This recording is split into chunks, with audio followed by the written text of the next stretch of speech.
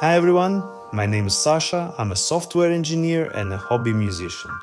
Today I want to share my thoughts on the current state of music gear and how AI can be used ethically in creativity and why norns is having a second life right now. Let's go.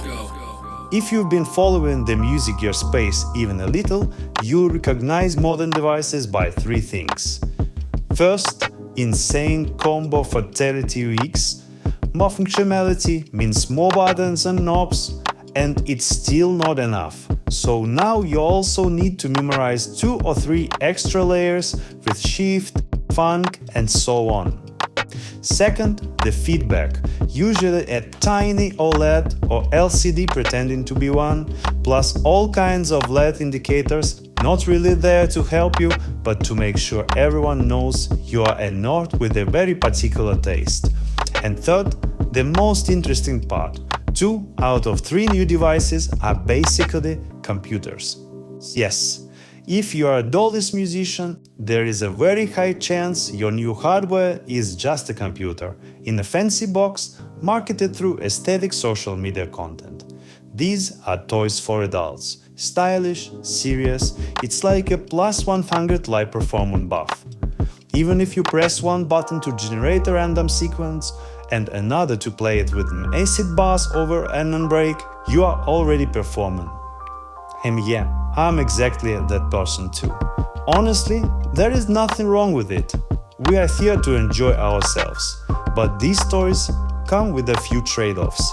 Price, firmware and updates, and the fact that the computer inside is not yours.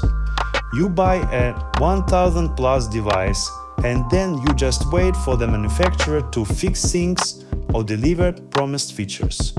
And this is happening in the era of vibe coding, where you just wanna say, give me access, I'll fix it myself.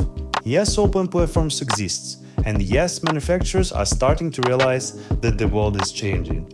You can already see it with the things like Rainbow and Move Takeover from Cyclone 74 or Cork's Lock is Decay, moving towards more open, programmable tools. It's time to stop giving us fish and start giving us fishing rods. So this is where another layer of story appears. Because if our instruments are already computers, the next logical step is AI, and it's already here.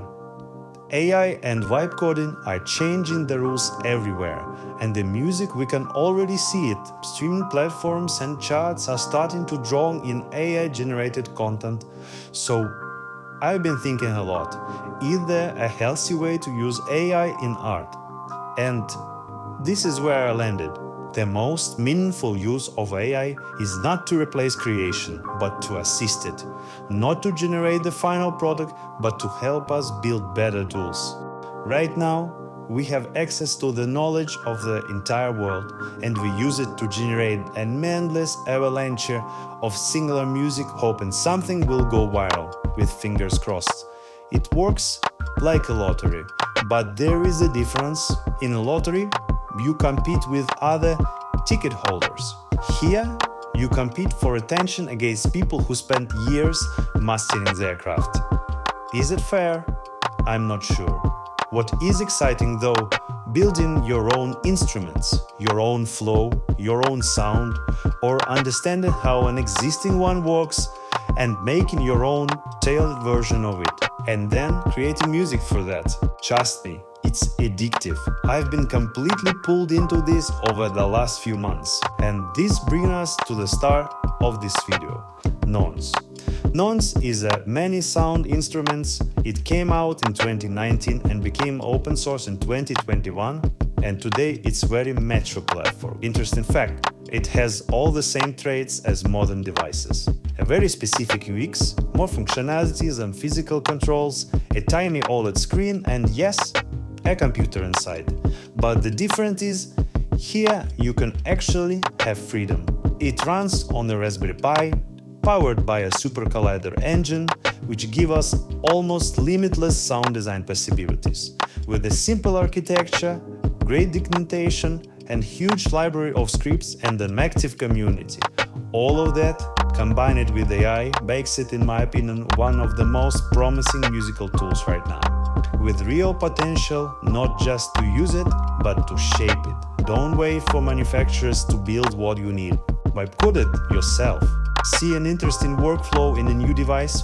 Recreate it even as a prototype. That's better than buying another box just to make a few TikToks or treat your guests. But one important note, vibe coding is not production grade. If you are planning to use something like on a stage, test it properly, or ask an experienced engineer to review it, or at least ask AI to make a code review.